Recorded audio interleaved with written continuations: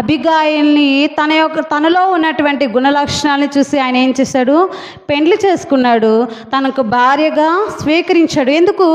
సుబుద్ధి గల లక్షణాలు తనకున్నాయి. ఏమంట సుబుద్ధి గల లక్షణాలు?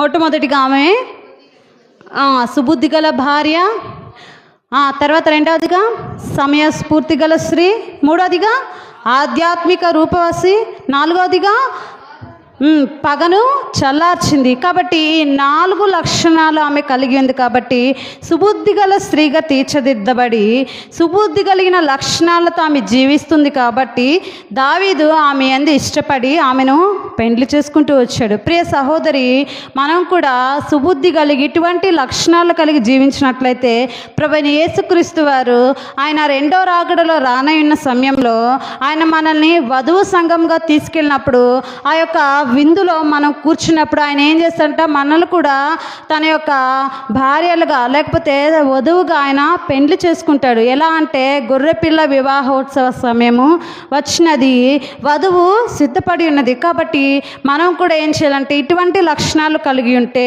దేవునికి మనం ఎలా అవుతామంట? ఆ యొక్క ద్రాక్ష చెట్టులో ఆ యొక్క కొమ్మ ఏ రీతిగా అంటుకట్టబడి ఉంటుందో అలా కూడా మనము అంటుకట్టబడి ఉండాలి.